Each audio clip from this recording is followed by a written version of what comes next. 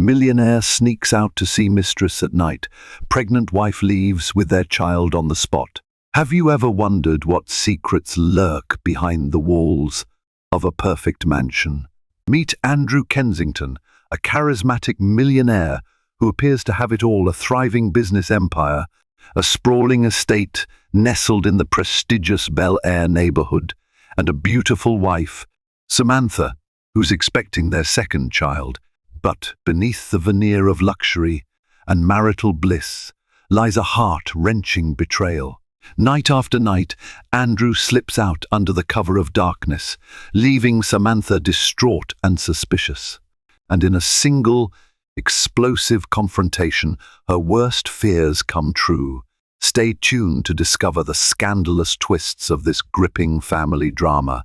Andrew Kensington was a name that frequently splashed across financial magazines and business news networks. At just 37 years old, he had become the CEO of an expansive real estate and tech conglomerate, Kensington Enterprises. Everyone who met Andrew for the first time found him magnetic, tall, broad-shouldered, with a practiced confidence that made one feel that anything was possible if he was at the helm. Yet for all his public glory, Andrew was at heart a complicated man. He was married to Samantha Kensington, formerly Samantha Wilcox, who had been his college sweetheart. Samantha, 35, was in many ways Andrew's complete opposite. While Andrew possessed that larger-than-life aura, Samantha was gentle and modest, preferring quiet nights with family over posh galas. Their marriage had all the makings of a timeless love story. Two bright students from the University of Southern California, bonding over study sessions, Sunday brunches, and volunteer work at a local animal shelter. Andrew's ambition propelled him through the ranks, eventually bringing him wealth beyond his wildest imaginings. Samantha, meanwhile, chose to pursue a career in early childhood education before becoming a stay-at-home mother after the birth of their daughter, Lily. Their daughter was now 4 years old, a lively child with Andrew's mischievous grin and Samantha's soulful eyes. Lily was the light of the Kensington household, a wide-eyed little girl with curly dark hair who brought sparkles of joy to every corner of the mansion. Samantha loved being a mum, and at 6 months pregnant with her second child, she was thrilled to give Lily a sibling. Everything about Samantha's life seemed golden: a massive home in Bel Air, doting grandparents on both sides, an affectionate sister named Elena Garcia, who visited often, and a circle of friends that grew wider each year. Yet, anyone paying close attention might have noticed subtle cracks forming in the glittery surface of her life. Andrew was often away on business trips, leaving Samantha alone in that sprawling mansion. The staff housekeepers, a nanny, and a driver took care of Samantha's everyday needs, but they could never fill the emotional space Andrew vacated. Samantha grew used to lonely dinners in a dining hall fit for 20. Nights often turned into restless, anxious hours waiting for Andrew's text messages confirming he'd landed safely or that he had a late conference call. One evening, Samantha began feeling twinges of doubt. She recalled the way Andrew used to look at her like she was his entire world. Now, though, something about his eyes had changed. They had grown distant, as though part of him was perpetually elsewhere. Even Lily's excited shrieks of "Daddy's home" did not light the same spark in him. Samantha tried to banish her suspicions. Life could be stressful for a man controlling a multi-billion-dollar empire, she told herself. Stress did that to people.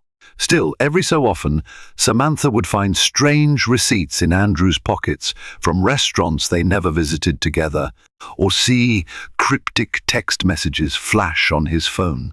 This gnawed at her heart. She once confronted him gently. "Is everything okay at work? You've been tense," she'd say, stroking his shoulder.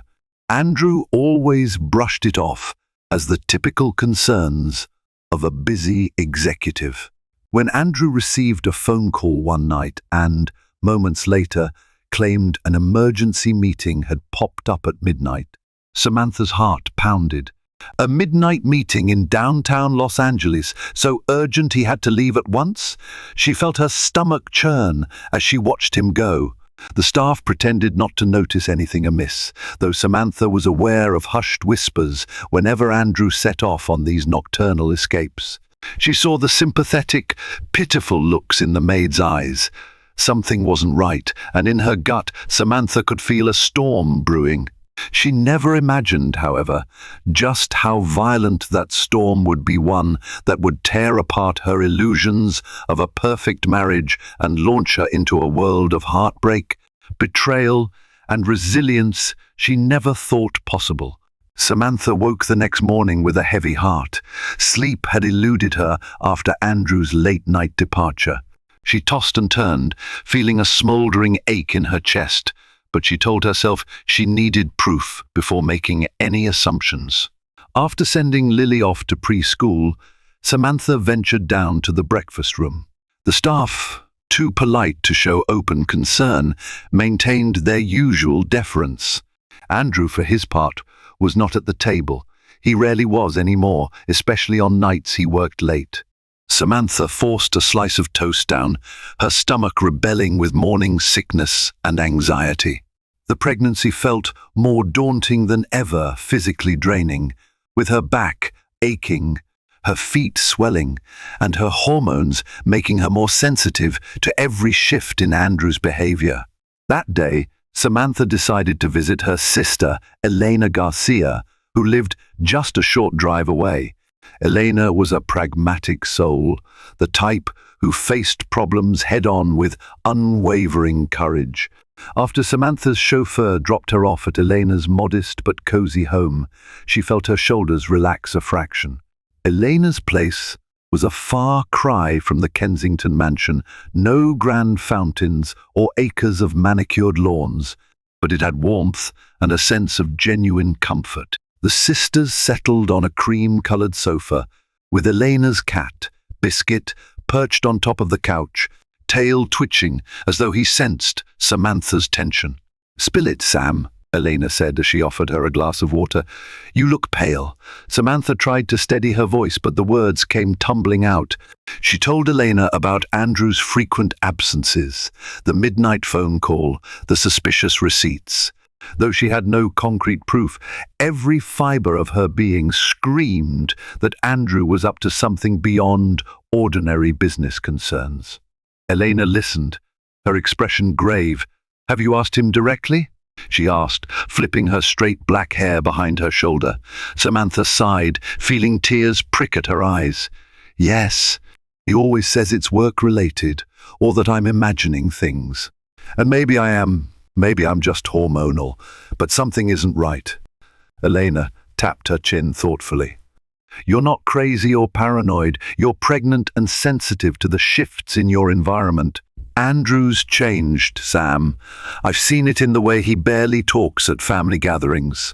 He's always checking his phone. You're telling me you found receipts that don't make sense. You know him best, trust your instincts." Although this conversation lifted some weight off Samantha's heart, just having someone believe her the sense of dread lingered. That very night, Andrew came home close to 2 a.m. with no explanation other than long negotiations with an important international client. He stripped off his tailored suit and fell into bed, not noticing that Samantha was wide awake, tears silently streaming down her cheeks. A few nights later, Samantha's suspicions solidified. She woke in the middle of the night to a dull hum, only to see Andrew slipping out of the bedroom door. The corridor lights were off, and outside, in the silver glow of the moon, she watched from the window as Andrew climbed into the driver's seat of his midnight blue Maserati, speeding off without so much as a backward glance. That brazen departure cut into Samantha's soul like a blade. She didn't even attempt to sleep again, her mind spinning, conjuring up the worst of possibilities. In the morning, she resolved to act. Samantha called a personal contact, James Carter, a private investigator known to Elena through a mutual friend. James had helped Elena once, when she had a former landlord refusing to return her security deposit, and he came highly recommended for discretion and thoroughness. Samantha never thought she'd stoop to hiring a detective to watch her husband, but desperation overrode her pride. When James arrived, Samantha asked for absolute secrecy. She gave him the dates and times Andrew usually left the house, and handed over photographs of Andrew's Maserati and the addresses of all his offices. James, a stocky man with kind eyes, listened carefully and asked questions that made Samantha's pulse accelerate. How often does he leave at night? Are there any particular patterns you've noticed? Does he have a personal assistant who could be covering for him? James inquired, scribbling notes in a small leather-bound notebook. Samantha answered as best she could. When he was satisfied, James promised to begin surveillance immediately. "I understand the sensitivity of this situation," he said, voice steady. "And I promise you whatever is happening, you'll get the truth." That night, Samantha paced the floor of her bedroom, waiting for Andrew to return. To her surprise, he came home at a reasonable hour. He offered no explanations, no apologies, just a weary yawn. Samantha tried to read his expression, searching for any sign of guilt or regret, but his face was as inscrutable as polished stone. She found it chilling that he could be so calm. The next morning, a series of texts from James appeared on her phone. Each text carried an electric jolt of fear and inevitability. "I have something," one read. "Need more time to confirm," stated another. Samantha could barely breathe, let alone eat or focus on her prenatal care. All she could do was wait for the day James would present her with the evidence that would shatter her marriage. Within a week, James Carter gathered enough intel to shake Samantha's already fragile world. The private investigator requested a meeting at a discreet cafe in West Hollywood. Samantha, anxious to avoid any run-ins with people who knew them, wore sunglasses and a simple navy blue dress that concealed her growing baby bump. When she slipped into a corner booth, James was waiting, his face somber. "I'm sorry to have to do this," he began, placing a thick folder on the table. "But it looks like your suspicions were correct." Samantha could hardly speak as she opened the folder. Inside were photos of Andrew in restaurants, at a luxury condominium complex, and most heartbreakingly, kissing a woman with long chestnut brown hair. The woman appeared younger than Samantha by a few years. She was tall and elegant, with an immaculate sense of style. Her name, James revealed, was Victoria McNeil. She was a marketing executive for one of Andrew's subsidiaries, a budding influencer often photographed at swanky events. Samantha could only stare, tears threatening to spill. Where were these taken?" she asked, her voice barely above a whisper. James pointed at the pictures. "That's a lounge in Beverly Hills. And this one here is the driveway of a condo in Century City. From my observations, Andrews visited her place 4 times this week, always after midnight. He stays for a few hours and then leaves around dawn." Samantha's stomach churned. Her eyes lingered on a particular image of Andrew holding Victoria's hand as they walked into what looked like a chic rooftop bar. He was smiling in a way Samantha hadn't seen in a long time, relaxed, even joyful. The pain was immediate and visceral. "I can get more details if you want," James offered gently. "But from a professional standpoint, you have more than enough evidence." "I'm sorry." Her throat felt parched. "No, thank you. This is enough." Driving home, Samantha wrestled with conflicting emotions, betrayal, heartbreak, anger, and a strange, numb acceptance that all of this was, in fact, real. It was as though she had stepped outside of her own life and was peering in from a distance, powerless to change what she saw. That evening, Andrew returned from another business meeting. Samantha confronted him in the living room, the photos scattered across the marble coffee table. He froze in the doorway, color draining from his face. Time seemed to stand still in that moment. Lily's laughter echoed from the upstairs nursery, a gentle reminder of the life that was about to be torn apart by the reality of these images. "How long?" Samantha asked, her eyes brimming with tears. She could barely keep her voice steady. Andrew's gaze darted around, seeking a lie, an escape, some rationalization. Finally, he released a tremulous sigh. "A few months," he admitted. "It wasn't supposed to happen like this." Samantha's voice cracked. "A few months? How long have you been lying to me? Sneaking out at night? Does she know I'm pregnant?" Andrew ran a hand through his hair, unable to meet Samantha's eyes. "She knows," he mumbled. "It's complicated, Sam. I was under so much stress. I never wanted to hurt you. Never wanted to hurt me," Samantha said, her tone sharper than she'd ever heard it. "You lied to me for months. You've been with another woman while I'm here carrying your child, Andrew." She expected Andrew to fall to his knees, to plead for her forgiveness, to swear this was a mistake. Instead, he offered a series of half-hearted excuses: stress, midlife crisis, a search for excitement he felt he had lost in their relationship. Each word was like salt in a gaping wound. Samantha's breaths grew ragged. She placed a hand on her belly as though to shield her unborn child from the ugliness unfolding. "Get out," she whispered. Andrew looked stunned, as though he hadn't anticipated her anger. "Samantha, let's talk about this. Let's figure it out," she laughed, a bitter, hollow sound. "Talk about what? You sneaking out in the middle of the night to be with her? This entire pregnancy I've been suffering alone while you've been having the time of your life, from the looks of it. Go to her if that's where you want to be. I'm done." And so Andrew left, though he didn't go far, only out to the guest house in the estate's expansive grounds. His pride wouldn't allow him to leave the property he believed was rightfully his. But for Samantha, that night was the beginning of the end. The illusions were gone, and there was no more pretending that Andrew might simply be overworked. The mistress had a name, Victoria McNeil, and a face. Her husband had a secret life. Samantha spent the next few days in a haze. Andrew was still on the property, albeit confined to the guest house, and Lily was the only reason Samantha maintained any semblance of composure. Their daughter was too young to understand why Daddy was suddenly sleeping somewhere else, but she sensed the tension. She asked questions with all the innocent curiosity of a child.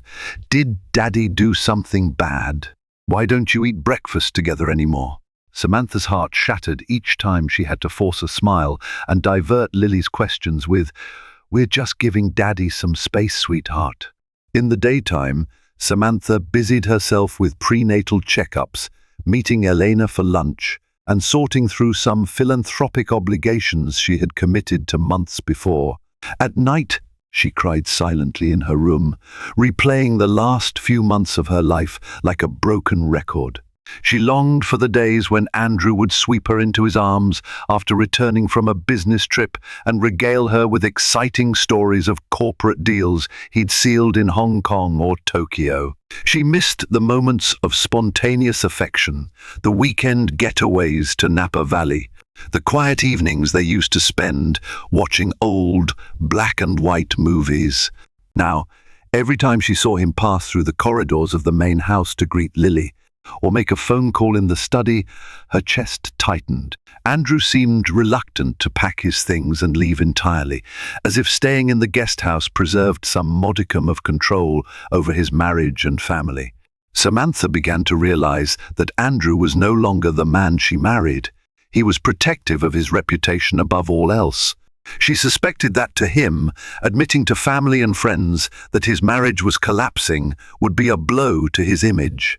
Perhaps he also genuinely felt guilty for hurting her, but not guilty enough to let go of Victoria. One afternoon, as Samantha was reading in the sunroom with Lily, she overheard Andrew's voice from the hallway. He was on a phone call. She tensed, listening for the mention of Victoria. Instead, she heard him discussing a new acquisition deal with someone named Richard Thompson, one of his key business partners. The tone of Andrew's voice carried a tension Samantha recognized he was feeling cornered, not just in his personal life, but also in his professional dealings. Lily, unaware of the adult drama swirling around her, continued to color on a sketch pad. Samantha wondered if it would be best for Lily to take her somewhere else, away from this suffocating environment. 2 days later, Andrew cornered Samantha in the living room, looking oddly hesitant. The pride in his eyes dimmed. "Sam," he began, "I think we need to talk about how to move forward." Samantha folded her arms protectively. "Move forward? I asked you to leave." Andrew frowned, frustration flashing across his face. "Look, I can't just leave everything. I have responsibilities here, my daughter, our unborn child, and the business that's run from this property. I still love you, Sam. Believe it or not, I do." She resisted the urge to scoff. "You love me so much, you were willing to sneak around with another woman." His eyes flickered. "I am confused." Victoria she is a distraction, an escape, but it's not that simple. Samantha closed her eyes, pinching the bridge of her nose. She could feel her baby moving inside her, a tiny reminder that life was still forging ahead, no matter how broken she felt. "Well, it's simple to me," she managed. "You made a choice. You betrayed me. You think I'm going to just stay here, pregnant and humiliated, so you can have your cake and eat it too?" I may have once been that naive, but I'm done. Andrew took a step closer, his voice trembling slightly. "I want to be involved with the baby. And Lily. I don't want to lose my children." Samantha's eyes welled up. For a moment, she saw a flicker of sincerity in his gaze, a glimpse of the Andrew she used to know. "I won't deny you your children," she whispered, "but you've already lost me." The conversation ended there, abruptly, painfully. Andrew returned to the guest house, and Samantha was left alone in the mansion that now felt like a prison. She knew the staff whispered about the tensions, that they darted sorrowful glances at her as she passed. She began packing small items, not quite sure if she was ready to leave, but needing some sense of control. As she folded Lily's clothes and her own maternity wear, she told herself that she needed a plan, a real plan, to escape this toxic environment. News of Andrew's affair eventually reached the ears of their families and close friends. Perhaps the staff had let something slip, or maybe Elena had confided in a friend who confided in another friend, and so on. Before Samantha could contain the damage, her parents, Robert and Carol Wilcox, arrived from San Diego, visibly distraught. Robert was a retired police officer, fiercely protective of his daughters. He nearly pounded on Andrew's door in the guest house, demanding an explanation. Samantha had to intervene to keep her father from escalating the situation. Carol, on the other hand, spent hours by Samantha's side, stroking her hair as she wept. Meanwhile, Andrew's own parents, Nicholas and Penelope Kensington, were outraged at the scandal threatening to tarnish the Kensington name. Though Nicholas was known to be a staunch traditionalist and stern father, he condemned Andrew's infidelity. Penelope tried to broker a reconciliation, her pleas delivered in a voice quaking with suppressed fury. For the Kensingtons, the facade of perfection mattered above all, and Andrew's affair with an employee was the worst kind of public relations nightmare. In the midst of these familial confrontations, Victoria McNeil made her presence known in the media. A few paparazzi photos surfaced online, capturing Andrew and Victoria in Beverly Hills, further fueling rumors of his extramarital escapades. Samantha shuddered each time she saw Victoria's name or face on social media, often accompanied by lurid gossip columns speculating about Andrew's loyalty to his wife. The headlines were as sensational as they were cruel. Is Andrew Kensington trading in his marriage for a younger flame, or pregnant wife left alone? The Kensington scandal deepens. What cut Samantha deepest, though, was Andrew's lukewarm defense of her. The press releases from Kensington Enterprises simply stated, "We do not comment on personal matters," while Andrew's own social media remained carefully curated photos of corporate events and philanthropic initiatives, nothing indicating the chaos at home. Samantha's only solace came from Lily, who remained blissfully unaware of the complexities and cruelty of adult life. Every night, as Samantha tucked Lily into bed, she read her a fairy tale or sang a lullaby, hoping to preserve this fleeting innocence for as long as possible. But the stifling tension was taking its toll on Samantha's health. At her next prenatal checkup, her doctor expressed concern about elevated blood pressure and advised her to minimize stress. "You need to rest, Mrs. Kensington," Dr. Patel said kindly, adjusting the stethoscope around her neck. "Stress can lead to complications." Samantha forced a smile. She wanted to laugh at the absurdity of the advice. How could she possibly rest when her world was caving in? Returning home from the clinic, she found Andrew pacing in the foyer, a scowl etched on his handsome features. "We need to talk," he said tersely. "I'm not in the mood to hear your excuses," Samantha replied, sidestepping him. Andrew placed a hand on her arm, a touch that made her skin prickle with conflicting feelings. "It's about the board of Kensington Enterprises. They're worried this scandal will harm our image. They want me to address the rumors publicly." Samantha fixed him with a sharp gaze. "So, now you care about how this looks to everyone else? You didn't care when you started sneaking out to see Victoria, but you care now that your precious empire is threatened." He exhaled, frustration evident. "You think I'm proud of what I've done? I made a mistake, Samantha interjected. "Sneaking out, night after night, hooking up with the same woman for months, that's not a mistake. That's a choice." He opened his mouth to argue, but no words came. Samantha brushed past him, heading for the stairs. She felt an intense wave of dizziness, her blood pressure surging. Clinging to the banister, she willed her heart to calm down. Stress was the last thing she needed right now. As the days dragged on, the standoff continued. Andrew remained on the property, while Samantha holed up in her bedroom, trying to shield Lily from the drama. The tension boiled over when one night Samantha heard Andrew's voice rising from the living room. She crept out to investigate and found him arguing with Victoria on the phone. The fury in his tone took her by surprise. "I told you this is complicated," he shouted, pacing back and forth. "I can't just announce our relationship to the world, especially not now. My family, my wife, is in turmoil." A cold realization dawned on Samantha. Andrew was torn between preserving his carefully crafted public image, trying to keep the mother of his children from leaving, and placating Victoria, whose ambitions were evidently overshadowing her discretion. Samantha let out a bitter laugh. The man she once believed was her rock had become a stranger, trapped in a web of his own making. She moved quietly away from the living room and into Lily's bedroom, where her daughter was fast asleep, dreaming peacefully.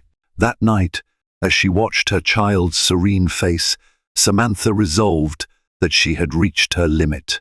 Her baby was due in a few months, and she refused to bring another life into this oppressive environment. She would leave, with or without Andrew's blessing. The moment had arrived to protect herself and her children. Early the next morning, Samantha woke with a sense of grim determination. She placed calls to her parents and her sister, explaining that she intended to leave Andrew, at least for a while, and needed somewhere stable to stay. Elena immediately offered her home, but Samantha was concerned that her sister's two-bedroom bungalow might be cramped with a newborn on the way. Her parents, on the other hand, had a larger residence in San Diego, enough space for Samantha and her children to find sanctuary until she decided her next steps. Samantha gathered documents, her marriage certificate, Lily's birth certificate, her medical records, and enough clothes for her and Lily to last a few weeks.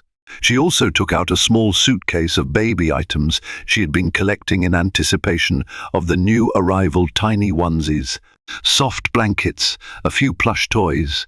The act of packing these innocent objects for a child who was about to be born into such turmoil wrenched her heart. To her surprise, Andrew was not in the guest house that morning. A staff member informed her he had left early for an urgent meeting. Samantha suppressed a mirthless laugh. Andrew probably had no idea that his wife was about to walk out for good. Perhaps he had gone to Victoria's condo, or maybe he truly had a business emergency. Either way, Samantha didn't care. By mid-afternoon, Samantha's plan was in place. She and Lily would travel to San Diego with Elena, who had driven over as soon as she received Samantha's call. Just as they were loading suitcases into Elena's car, Andrew's sleek Maserati pulled up. He jumped out, alarm flashing across his face at the sight of his wife and daughter preparing to depart. "What's going on?" he demanded, rushing to intercept her. "Where are you taking Lily?" Samantha motioned for Lily to get in the car first, not wanting her daughter to witness the ugliness of this confrontation. Then she squared her shoulders and locked eyes with Andrew. "I'm leaving," she stated, each syllable resonating with finality. "I need space. I can't do this anymore, Andrew." Panic flickered in his gaze. "You can't just take my daughter away from me. We need to talk about custody, about living arrangements." She shook her head. "We're not talking about anything until I'm in a place where I'm not drowning in heartbreak. You can talk to my lawyer if you want. But for now, Lily and I are gone." She placed a hand protectively over her belly. "And this baby comes with me." Andrew stepped closer, forcing her to look into those eyes that once held love for her. "Samantha, I know I've been an idiot. I'm trying to figure things out. Don't do anything rash." "Rash?" She almost laughed. "This is months, maybe years of betrayal, Andrew. Months of secrets, lies, and late-night rendezvous. I gave you my heart, my trust, and you spat on it. I don't care about your confusion anymore. I care about my children's well-being." He struggled to find the right words, and for a second, Samantha thought she saw tears glistening in his eyes. But the memory of him kissing Victoria outside that condo flashed in her mind, and her resolve hardened. Andrew reached out to hold her hand, but she pulled away. "Let's be civil for Lily's sake," she said softly, "but I will not be disrespected. I need time to heal and decide how to move forward." With that, she climbed into the passenger seat next to Elena. Andrew stood frozen, hands balled into fists at his sides. Samantha refused to look back at him as they drove off, focusing instead on Lily's cherubic face in the rearview mirror. The little girl was humming a nursery rhyme, oblivious to the life-altering decision her mother had just made. Samantha's heart pounded with a mix of fear, sorrow, and a sliver of relief. She was stepping into the unknown, severing ties with the life she had painstakingly built with Andrew. But she was also freeing herself from the shackles of betrayal. In that moment, she promised herself she would do whatever it took to protect her children, even if it meant starting over completely. Arriving at her parents' home in San Diego felt like entering another world. The house was a cozy, single-story suburban dwelling with a well-tended garden. Robert and Carol Wilcox welcomed Samantha with open arms, ushering her into the guest bedroom they had prepared. Lily squealed in delight at the sight of a basket filled with toys and coloring books laid out by her grandparents, a thoughtful effort to make her feel at home. Despite her parents' warm hospitality, Samantha felt a surge of conflicting emotions the moment she unpacked her suitcases. She sank onto the bed, pressing a hand to her belly and fighting the urge to cry. She was grateful to have a safe place, but also suffused with an overwhelming sense of failure. This wasn't the life she had envisioned, married to a successful man, raising her children in a mansion, only to end up back in her childhood home, heartbroken and adrift. Elena, seeing Samantha's distress, gently closed the bedroom door behind them. "Hey," she said, sitting beside her sister. "You're not alone, Sam. Mum and Dad have your back. I have your back. And you're doing the right thing for Lily and the baby." Samantha nodded, swallowing the lump in her throat. I just never thought I'd be in this position. Andrew and I built a life together. Part of me still can't believe I left. Elena placed a comforting hand on Samantha's shoulder. You had to. You weren't safe there emotionally, psychologically. And the baby needs a stress-free environment. That afternoon, Samantha spoke privately with her father. Robert, with his gruff exterior, tried to keep his anger at Andrew in check. He offered something Samantha did not expect: legal advice. I have a friend, Mark Bennett, Robert said in a calm, measured tone. He's a family law attorney here in San Diego.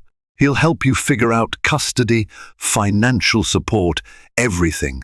Samantha's head spun. She had never considered how complicated a potential separation or divorce could be. Andrew might fight me, she said softly, not because he wants me, but because he won't let his public image take a blow. He'll try to spin it, or he might just try to overshadow me with expensive lawyers.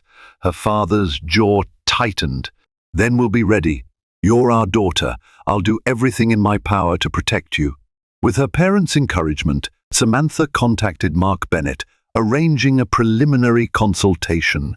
Over the phone, Mark provided her with a list of documents she'd need for a possible custody and divorce case: financial records, bank statements, property deeds, prenuptial agreements, if any. Samantha realized she barely knew the full extent of Andrew's holdings. The man had wealth tied up in numerous corporate entities. The task of unraveling the finances felt daunting, but Samantha pressed forward. She had no choice now. Meanwhile, Lily adjusted surprisingly well to her new environment. Perhaps it was the novelty of living with grandparents who doted on her, or maybe the innocence of youth made transitions easier. Every night, Lily insisted Samantha read from the same picture book, Goodnight Moon, just as they used to in Bel Air. The routine was a comforting reminder that some parts of their life remained intact. As the days turned into a week, Andrew's calls became more frequent. Samantha, with her doctor's guidance, had decided to block out stress and negativity as much as possible, but she allowed Lily to speak to her father over video calls. She watched from a distance as Lily chatted excitedly about her new bedroom and the fun she was having with Grandpa Robert. Andrew made several attempts to speak directly with Samantha, but she remained firm. She would only correspond with him through text or email about matters regarding Lily's well-being. Still, curiosity nagged at her. She felt compelled to check social media for any sign of Andrew or Victoria, but she resisted the urge, knowing it would only tear open fresh wounds. One late afternoon, Samantha received an unexpected call from an old friend, Miranda White, who worked in media relations for one of Andrew's philanthropic initiatives. "Hey, Sam," Miranda said hesitantly, "I just wanted you to know there's been some chatter about Andrew and Victoria showing up together at a black tie event last night. Photos are circulating." "I'm so sorry." Samantha swallowed, her heart clenching. She thanked Miranda for letting her know. Though she had left Andrew, hearing that he was gallivanting around with Victoria so openly still stung. She tried to focus on her new reality, preparing for the baby, ensuring Lily remained carefree, and forging a path forward with legal counsel.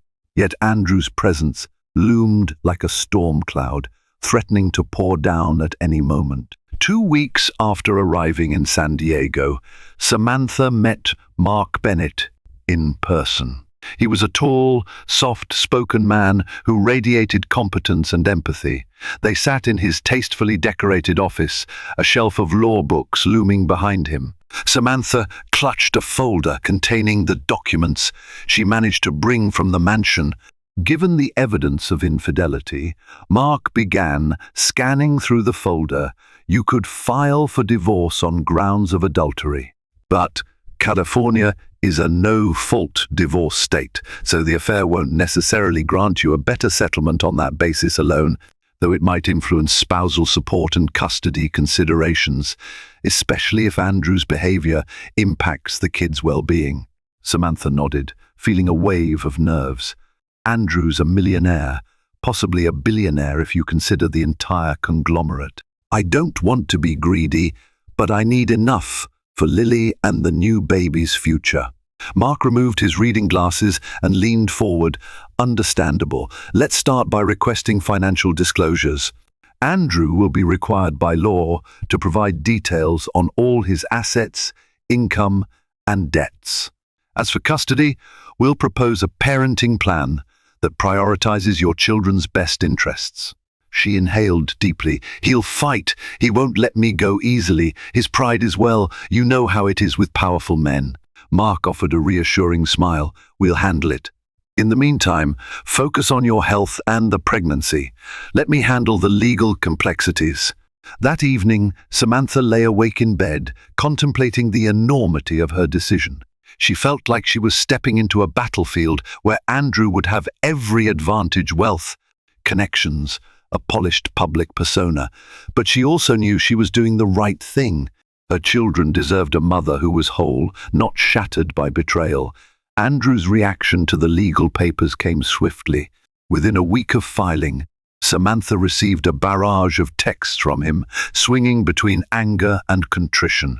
One moment he was lashing out, accusing her of overreacting, and the next he was begging for another chance. She found it increasingly difficult to navigate his emotional swings. During one video call with Lily, Andrew requested to speak to Samantha directly. She hesitated, but agreed. Andrew's face filled the screen, a mix of desperation and frustration etched into his features. "How can you drag us into court?" he demanded, voice trembling with barely contained anger. "We have a child together and another on the way. We should work this out amicably. Do you want Lily to grow up in a broken home?"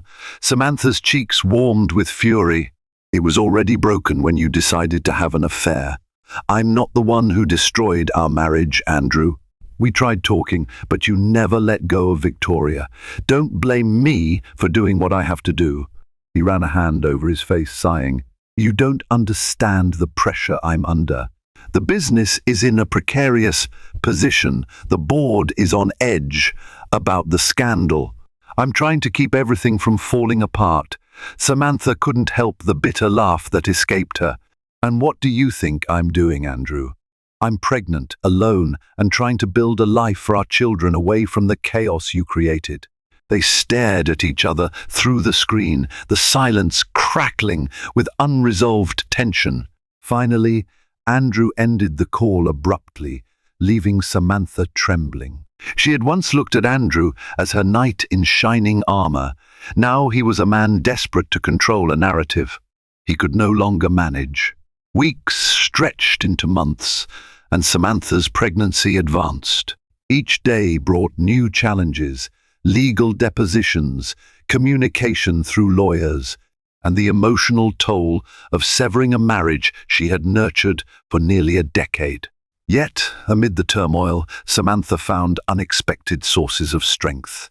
She began reconnecting with old friends in San Diego and volunteering at a local community center that her mother frequented. Although she was heavily pregnant, she helped organize children's reading programs and basic childcare, finding solace in the laughter of kids. It reminded her of the rewarding work she once pursued as a teacher. Samantha also found support in a small prenatal yoga group. There, she met women from various walks of life, each carrying their own burdens: single mothers, working moms, older first-time mothers. These connections allowed Samantha to share her story and hear others' experiences, breaking the isolation she had felt for months. When she confided in a fellow pregnant mother named Lucy Martinez about Andrew's affair and her ongoing legal battle, Lucy squeezed her hand warmly. "You'll get through this," she said with a supportive smile. "Your baby will be stronger for having a mother who refused to be broken." Days before her due date, Samantha received a call from Mark Bennett. "Good news," he said, sounding relieved. Andrew's team sent an offer for an interim custody and support arrangement. It's not final, but it seems he's willing to cooperate, at least financially. Samantha's hand shook slightly as she held the phone. That's progress. They're suggesting joint legal custody for Lily, with you maintaining primary physical custody. Andrew wants visitation rights, which can be worked out on weekends or through scheduled visits in San Diego. He's also agreed to cover all medical costs for your pregnancy, plus child support. The final settlement will take more negotiation, but this is a positive step. Her eyes filled with tears of relief. It was far from perfect, an entire labyrinth of legalities still awaited. But at least, for now, Andrew was acknowledging his responsibilities. Samantha felt a glimmer of hope that, if nothing else, he would remain a present father to Lily and the baby. That evening, she updated her parents. Robert nodded solemnly, offering a rare smile. Even if Andrew's doing it to save face or appease his board, it's good for you and the kids. Samantha couldn't argue with that. A sense of cautious optimism settled over her, even as she braced for the emotional trials of giving birth without a husband by her side. She allowed herself a tiny spark of happiness, imagining the moment she would hold her newborn in her arms, free from the lies that had once strangled her spirit. Late one night, just a few days before her scheduled due date, Samantha's phone buzzed. It was Andrew. She hesitated, heart pounding, but picked up. "I'm in San Diego," he said, "at a hotel near your parents' place. I need to see you, please." Samantha's mind raced. "Why?" she asked, gripping the phone tighter. "I need to apologize, properly." Against her better judgment, she agreed to meet him at a neutral location, a nearby cafe that closed late. It was a short drive from her parents' house, and though she was heavily pregnant, she felt she needed this final face-to-face conversation before the baby arrived. She found Andrew already seated at a corner table, sipping a cup of coffee. He stood up quickly when she entered, offering to help her sit. Samantha refused, lowering herself carefully into a chair. For a few moments, neither spoke. She noticed that Andrew appeared thinner, dark circles shadowing his eyes. Finally, he cleared his throat. "Sam, you look ready to pop," he said awkwardly, a half smile on his lips. She pressed her lips together. "I'm due any day now," he exhaled, fiddling with his coffee mug. "Listen, I'm sorry for everything I've done. I know that sounds hollow right now, but I need you to know that I regret hurting you." Samantha's eyes glistened with tears she refused to shed. "What do you want from me, Andrew?" He swallowed. "Victoria and I are over. I ended it a few weeks ago. I realized I was using her as an escape from my problems, and it wasn't fair to anyone involved." Samantha raised an eyebrow. "And what? You want a medal? You chose her over me when it mattered." A flash of sorrow crossed his face. "I deserve that. But it's not just about guilt. I still love you, Sam. I'm sorry it took this whole mess for me to see how much I was losing." She felt a pang in her chest, a faint echo of the love she once bore him. "What you're losing," she repeated, voice shaking. "Sometimes we break things so badly they can't be fixed, Andrew. Love alone isn't enough when there's no trust." He reached across the table, hesitating before resting a hand over hers. "Samantha, I'm not expecting you to take me back, but please let me be there for you for the baby. Let me at least try to make amends."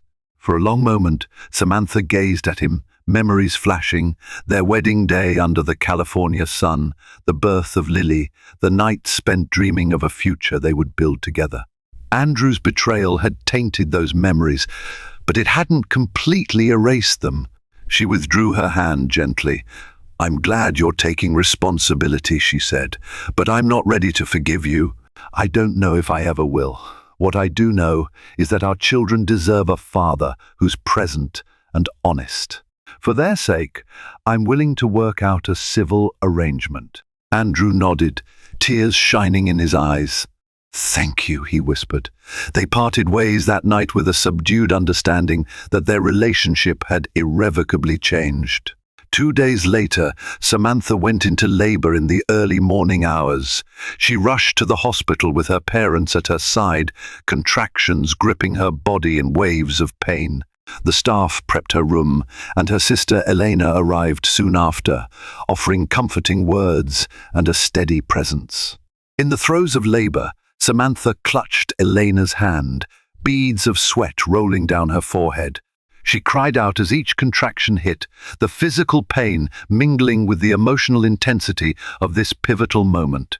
After hours of labor, Samantha gave birth to a healthy baby boy. The flood of relief and love that filled her was overwhelming. In that instant, her heartbreak took a backseat to the fierce protection and devotion she felt for this tiny new life. Word reached Andrew, who burst into the hospital, breathless and disheveled, shortly after the baby was born. Samantha was exhausted, still in the delivery room, cradling her newborn. When Andrew entered quietly, he paused at the threshold, tears once again brimming in his eyes. Samantha studied his expression, seeing a raw vulnerability she hadn't seen in years. With a tentative nod, she allowed Andrew to step closer. He approached the bedside and gazed at his son, awe and regret washing over his face. Carefully, she let him hold the baby for a moment. In that silent, fragile truce, both parents acknowledged the new life they had created, the bond that would forever tie them, even if their marriage had fractured beyond repair. Samantha took a trembling breath. She didn't know what the future held, whether they would finalize the divorce or if Andrew would truly change. But for now, she focused on what mattered most, the health of her children and her own newfound resolve. She had walked away from a mansion and a lifestyle many dreamed of, but she had also escaped a web of lies. And in her arms, she held a reason to believe that better days lay ahead. Thank you for joining us on this emotional roller coaster of love, betrayal, and resilience. Samantha's journey proves that even in the face of heartbreak, a person can find the strength to stand up for themselves and protect what truly matters: family, self-worth, and emotional well-being. We witnessed how one woman reclaimed her independence, seeking shelter with loved ones and rebuilding her life while preparing to welcome a new child. Andrew's actions serve as a reminder that trust, once broken, is difficult to mend. Yet, in the darkest moments, there can still be glimpses of redemption and hope for change. He was the dashing mogul every ambitious entrepreneur wanted to emulate. She was the poised, loyal wife who had stood by him from humble beginnings. No one would have guessed that behind the gated mansion's manicured lawns, betrayal festered like poison. Until one day, in a flurry of financial sabotage, he let his mistress cut off his wife's credit cards. It was humiliating, scandalous, and only the beginning of a whirlwind that would pit powerful business alliances against each other. In a boardroom confrontation that stunned everyone, the CEO himself stepped in, but not in the way anyone expected. Buckle up. This is the story of love, greed, and revenge. Jordan Alberts was not born into luxury. He grew up in a cramped one-bedroom apartment on the outskirts of Milwaukee, where he learned to hustle by selling candy bars door to door at the age of 10. Over the years, Jordan's unwavering determination and charm propelled him into better circles. First at a local startup, then into his own tech company that caught the eye of an angel investor. By the time he was 35, Jordan was a self-made millionaire, a prominent figure on various entrepreneurial boards, and had connections with people like Mark Cuban, Bill Gates, and a few top executives at Google. His wife, Elizabeth Alberts née Wagner, had been with him through everything. They met in college at a small tech entrepreneur club meeting, both bright-eyed and dreaming of changing the world. Elizabeth came from a modest background, too. Her father was a retired auto mechanic, and her mother a homemaker. She'd studied communications with an emphasis on public relations, and it was through Elizabeth's network of contacts that Jordan first gained access to small local pitch events. While Jordan pitched his innovative software for automating small business tasks, Elizabeth made calls, arranged coffee meetups, and tried to capture the interest of potential backers. They married in a little chapel by Lake Michigan. It wasn't a lavish wedding, no star-studded guest list, no fancy reception at the Ritz. But to Jordan and Elizabeth, it felt perfect. A union built on genuine love, unwavering support, and a shared dream of building a life and a business empire together. Over the next decade, they grew from a modest condominium in Milwaukee to a stunning estate in Austin near Lake Travis, with a sweeping view of the water and rolling Texas hills. It was there at a philanthropic event organized by the Bill and Melinda Gates Foundation that Jordan's name landed on the radar of top-level investors. His company's smart automation technology was recognized for its potential to transform not just small businesses, but large-scale manufacturing and logistics. Soon after, Jordan's net worth skyrocketed from a mere $5 million to well over $200 million. For a while, everything was picture perfect. The marriage was strong, their personal synergy unwavering. Elizabeth handled some philanthropic duties, organizing events, acting as a goodwill ambassador for Jordan's brand, and forging new partnerships through her PR background. Their household staff adored them, describing Elizabeth as kind, gracious, and always mindful of the people around her. But money can be a seductive force, and success can open doors to darker temptations. Jordan began attending more exclusive networking events in Beverly Hills, New York, and beyond. Elizabeth was often at his side, but there were times she couldn't attend. Perhaps she was busy finalizing the details for a charity gala, or maybe she was simply burnt out from the unrelenting schedule. It was during these times, rare at first, then increasingly common, that Jordan got close to someone else. Her name was Ava Monroe. She was a rising star in the world of technology law, representing high-profile clients like Tesla, Amazon, and a few top-tier cryptocurrency exchanges. She had a reputation for being ruthless in negotiations, seductive in social gatherings, and unbelievably charming behind closed doors. The rumor mill started buzzing the moment Ava was seen at Jordan's table during a private dinner after a tech summit in Las Vegas. Elizabeth wasn't there. She had chosen to stay in Austin, meeting with a team of female entrepreneurs Jordan was mentoring. A few people whispered about Jordan's visible fascination with Ava, the way he leaned in whenever she spoke, how they clinked champagne flutes with an intimacy that suggested more than just business talk. No one knew for certain how fast or how deep it went, but soon the signs became undeniable. Lavish gifts appeared on Ava's social media, including a diamond bracelet, suspiciously similar to the ones Jordan's company had once gifted important clients. Photos emerged of Jordan and Ava at high-end restaurants in Manhattan, always carefully angled to obscure Jordan's face, though keen observers could still identify him by the sliver of a recognizable watch or the faint reflection in a mirrored wall. By the time the rumors reached Elizabeth, they were no longer rumors, but near-confirmed facts. She felt her chest tighten, her world spinning out of control. This couldn't be real. Jordan had always been a loyal partner. But the evidence was too compelling to deny. She confronted him in the privacy of their Lakeview mansion. At first, Jordan denied everything. Yet denial quickly turned into a half-hearted admission once Elizabeth presented him with photographic evidence. Like a skilled negotiator used to controlling deals, Jordan tried to manipulate the situation, insisting that Ava was just a business associate, someone he occasionally had dinner with. But Elizabeth saw right through it. She had always been adept at reading him. A chill settled over their once loving home. Elizabeth, determined to preserve her dignity, demanded they enter marriage counseling, or at the very least step away from high-profile events until they resolved their issues in private. Jordan nodded, providing non-committal answers.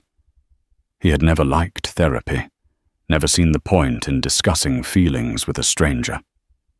He agreed to her wishes on the surface, yet beneath the facade, he continued his involvement with Ava, allowing the illicit relationship to take root. This was the calm before the storm. For soon Elizabeth's sense of betrayal would pale in comparison to the massive financial and emotional blow about to come her way. Weeks passed. Elizabeth tried to focus on her philanthropic work and personal projects, attempting to distract herself from the growing chasm between her and Jordan. When a local charity she sponsored invited her to discuss future donations, Elizabeth discovered something shocking. Her personal credit card was declined. Embarrassment washed over her in front of the unsuspecting staff. She tried another card. Sure, it must have been a glitch, but that too was declined. The staff politely suggested she call her bank, and Elizabeth excused herself with a polite smile, her hands trembling as she left the office. Elizabeth called the bank suspecting fraud or an administrative error. But the bank's representative informed her that both cards had been cancelled the previous week. Under their joint account, they were tied to Jordan's finances, and evidently Jordan had authorized the cancellation. It felt like a punch to the gut. Why on earth would Jordan cancel her cards without her knowledge or consent? They had never had major financial disputes. Elizabeth always had access to family funds, albeit responsibly. She dialed Jordan, but the call went straight to voicemail. She sent him several frantic texts. No response. Later that evening, Jordan came home exuding an air of tired disinterest. Elizabeth confronted him the moment he walked through the door. Under the chandelier's glow, which reflected in her tear-filled eyes, Jordan brushed aside her questions with a dismissive wave. "I needed to consolidate our finances," he said, removing his blazer. "You can use the joint checking account for a while." "No big deal, no big deal." Elizabeth's frustration swelled. "You cancelled my credit cards without even telling me what's going on. Are you punishing me for something?" Jordan's eyes flicked away nervously, and that was when Elizabeth realized he was lying again. The next words that came from his mouth were not only shocking, but also laced with a cruelty she never imagined he was capable of. "Ava suggested we revisit some of my expenses. She found that you were spending frivolously. It made sense to limit credit usage." Elizabeth's heart dropped to her stomach. Ava. That woman was now meddling in their finances. As if the affair wasn't enough, Jordan had allowed this mistress to encroach into an arena that Elizabeth believed was sacred, her own household stability. "What is Ava doing reviewing my spending? Since when does your fling get to decide what is or isn't frivolous?" Elizabeth spat tears, threatening to spill. Jordan made an attempt at a calming gesture, but his words only fanned the flames. "She's helping me restructure. Her firm has great insights into corporate finances. This is about the business, Elizabeth. It's not personal." Not personal. Elizabeth recalled how intimately personal their marriage had always been. They built every aspect of their lives together, from small decisions about wallpaper colors to big entrepreneurial leaps that demanded everything from both of them. Now Jordan was shutting her out, consulting Ava instead. In a quavering voice, Elizabeth demanded, "Reinstate my cards. I am your wife." I have a right to our finances, and you know I've never been irresponsible with money. Jordan's face hardened with a new arrogance. Not until we finalize our restructure, he said, referring to some nebulous plan Elizabeth knew little about. I'll handle everything in the meantime. That moment, that cold exchange, was a harbinger of the bigger heartbreak to come. If Jordan was letting Ava control such details, what other aspects of their marriage was he willing to let her sabotage? As the days turned into weeks, Elizabeth discovered one more blow after another. The monthly allowance she used to cover household expenses had been slashed without explanation. The staff, including her personal assistant, was laid off. Bills began piling up, addressed to her name, but with no means to pay them aside from groveling at Jordan's feet. Friends and family started to notice. Elizabeth tried to hide her shame. She confided in her sister Caroline, who was enraged at Jordan. "This is financial abuse," Caroline insisted. "You should speak to a lawyer." Elizabeth shuddered at the thought. She still believed they could salvage their relationship, that Jordan would snap out of whatever daze Ava had put him in. Yet a small part of her whispered that maybe Caroline was right. Then came a fateful meeting at a hotel conference suite in Los Angeles, one that Jordan had insisted Elizabeth attend. It was a gathering of major tech moguls, including Jeff Bezos and Elon Musk, who were rumored to be there to discuss new tech innovations in global logistics. When Elizabeth arrived, she quickly realized something was off. She saw Jordan in the lounge area, standing far too close to Ava, exchanging hushed conversations. Seeing Elizabeth from a distance, Jordan slipped away discreetly, leaving Ava behind. Elizabeth approached her husband with a forced smile. "I'm here," she said, desperate to maintain composure. "What's the plan?" Jordan gave a curt nod. "There's a closed-door session for the key players only. You'll have to wait outside." In the past, Elizabeth had always been included in these key player sessions as Jordan's partner and PR advisor. The subtle exclusion burned her pride. She swallowed her anger. "Sure, I can wait." After hours of waiting, she found Jordan and Ava laughing together near the bar. As she approached, Jordan's phone buzzed, and he stepped away. That was when Ava turned a chilling smirk on her face. "You know Jordan's a visionary," Ava said, swirling the wine in her glass. "He needs someone who can keep up with him on all levels: business, ambition, excitement." Elizabeth felt her face flush with anger. "I've been by his side for years. We built this together." Ava gave a theatrical shrug. "Maybe in the past. But times change. People evolve. I guess you were too comfortable." Elizabeth clenched her fists, biting back a retort. She was determined not to make a scene in front of such influential people. But oh, how she wanted to lash out, to expose Ava for the home wrecker she was. Ava flicked her hair behind her shoulder, noticing Elizabeth's agitation.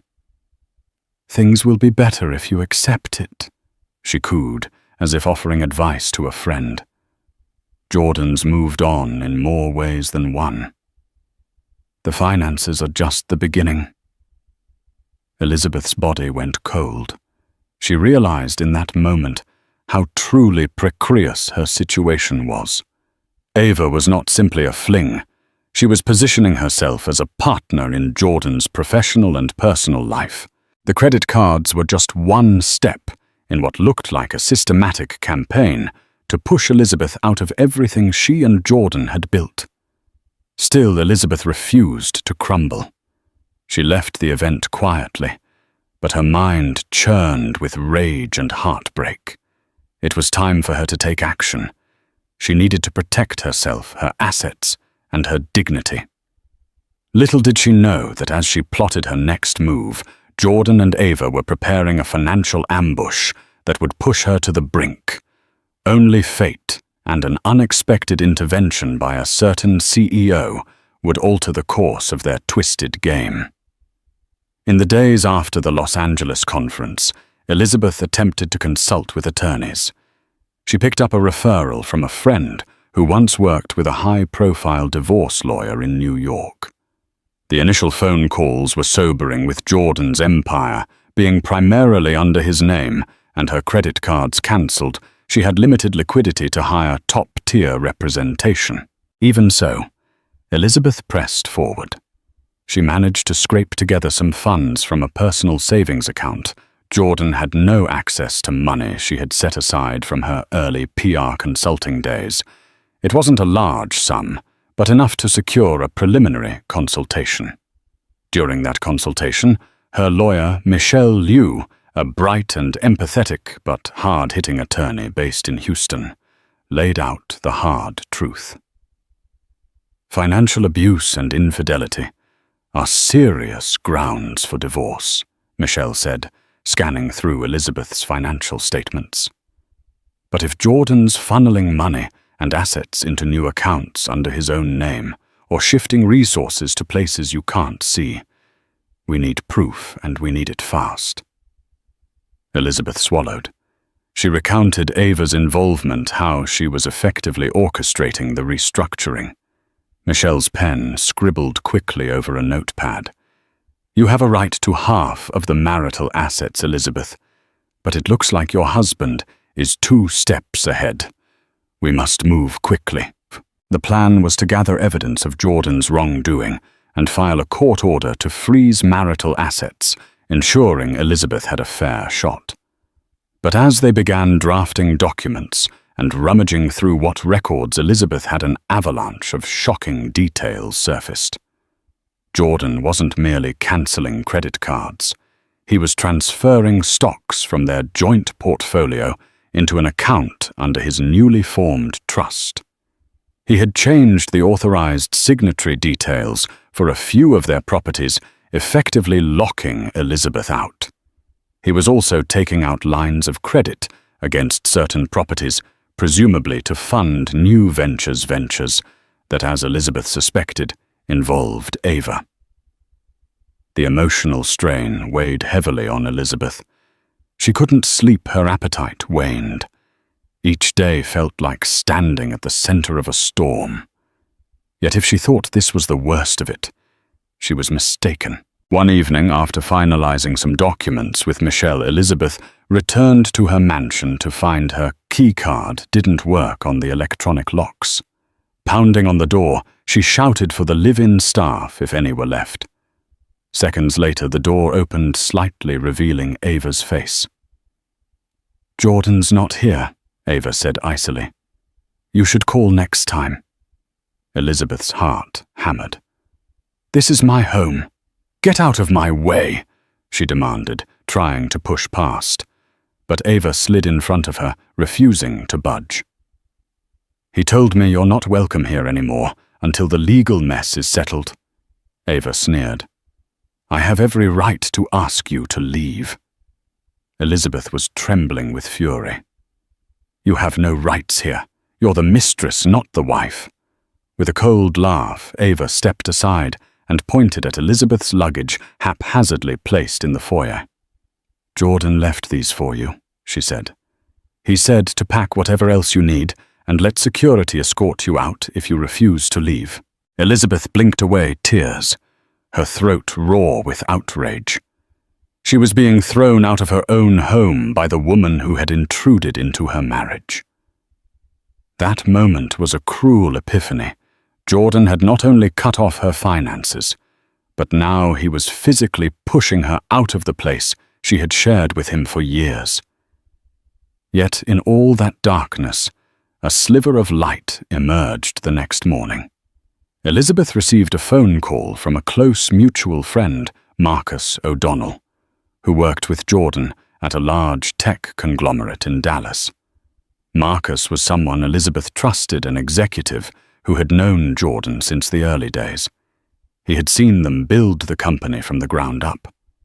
Elizabeth Marcus said, his tone urgent. I don't know everything that's going on, but I heard from your staff that you've been locked out. There's a board meeting next week. Jordan wants to finalize some big decisions. If you can get to that meeting and talk to the chairman, maybe you can find some leverage." Elizabeth's breath caught in her chest. The chairman of this particular conglomerate was none other than famed CEO David Hartridge, known not just for his visionary leadership, but also for a strict code of ethics. Over the years, Hartridge had invested heavily in Jordan's business. He was the reason Jordan sat on that board. He's not the type to meddle in personal affairs, Marcus warned. But if Jordan's pulling stunts that compromise your share in the company, Hartridge might step in. He's big on fairness and hates scandal. It was the glimmer of hope Elizabeth needed. She thanked Marcus profusely. The plan was simple: attend the board meeting, confront Jordan in front of Hartridge, and present enough evidence of Jordan's wrongdoing to ensure the board and possibly the entire conglomerate would not stand for it. She spent the week gathering documents, bank statements, and text message screenshots that implicated Jordan in unscrupulous financial moves. Michelle Liu helped compile everything into a neat folder. "You need to be prepared for Jordan to lash out," Michelle warned. "He'll try to discredit you in front of the board." Elizabeth nodded her determination, overshadowing her fear. She practiced her speech, reciting it in the mirror of her modest hotel room, where she had temporarily moved. Heart pounding, she told herself that if there was ever a time to fight, it was now. Finally, the day of the board meeting arrived. Elizabeth dressed in a sleek black pantsuit that radiated confidence. She walked into the corporate skyscraper in downtown Dallas, her chin held high despite the knot in her stomach. She spotted Jordan in the corridor, flanked by Ava and a couple of the board members. As soon as he saw Elizabeth, his expression darkened. "You're not supposed to be here," Jordan said, trying to keep his voice low. Elizabeth raised her chin. "I'm still an investor in your company. I hold shares. So yes, I'm attending the board meeting." Ava stepped in with a condescending smile. "Don't make a scene, Elizabeth. This meeting is for serious stakeholders." "I am a serious stakeholder," Elizabeth retorted, voice steady. "I'm your wife, still legally, and I'm half of this empire's foundation." Behind them, a tall figure approached CEO David Hartridge himself, a man in his 50s with graying temples and a firm handshake. He regarded Elizabeth with polite curiosity. "Ms. Alberts, I presume?" Elizabeth nodded, handing over her invitation papers and a letter from her attorney, which stated that she possessed partial shares. Hartridge studied the documents, then gave a curt nod indicating she was allowed to attend. Jordan shot Elizabeth a glare that spoke volumes. You have no idea what you're getting into. But Elizabeth did. She was here to preserve her dignity, her livelihood, and the legacy she had helped build. The meeting commenced in a sleek conference room with floor-to-ceiling windows overlooking the Dallas skyline. The board members sat around a large mahogany table, exchanging pleasantries about the upcoming quarter's projections. Jordan made a short presentation on a new partnership with a logistics firm, highlighting expansions and new contracts. A few board members clapped. Then came time for open discussion. Elizabeth raised her hand, clearing her throat. "I'd like to address some concerns about the financial structuring Jordan is proposing." She began, her voice reverberating across the silent room. Jordan's face reddened. Ava, seated beside him, tried to intervene. "We should keep personal matters out of board discussions," she said. But Elizabeth pressed on, raising the folder of evidence. "These changes aren't just personal," Elizabeth said. "They could affect company stability. Jordan is funneling resources into a new trust, making questionable decisions without transparency. I have documents signed by him with references to Ms. Ava Monroe, demonstrating a conflict of interest that could potentially compromise investor trust. A hush fell over the room. Hartridge's brow creased. "Jordan, is this true?" Jordan stood, scrambling for composure. "This is a personal matter. Elizabeth is overstepping her bounds." "She's not." Hartridge replied, his voice sharp. "If there's a conflict of interest that threatens the stability of our partnership, it's very much a board matter." Jordan's eyes darted between Hartridge and Elizabeth. For the first time, he seemed cornered, uncertain how to proceed. Ava shot Elizabeth a lethal glare, realizing that Elizabeth's boldness had forced the topic into official territory. The tension was palpable. Elizabeth's heart thumped so loudly, she was certain everyone could hear it. But she stood her ground. Continuing. "I also discovered lines of credit being taken against marital properties to fund expansions. These expansions could be legitimate, but the details are obscured. I have reason to believe Ms. Monroe is manipulating these finances for her personal gain." Murmurs rippled through the board. A couple members exchanged uneasy glances. Even those who might have sided with Jordan seemed rattled by the magnitude of Elizabeth's accusations. Hartridge steepled his fingers, evaluating the situation. "I propose we recess for 15 minutes. Jordan, Elizabeth, Ms. Monroe, please step into my office." Jordan inhaled frustration etched across his features, but he couldn't refuse the CEO's request, not without causing a catastrophic scene. The three followed Hartridge into a glass-walled corner office, shutting the door behind them.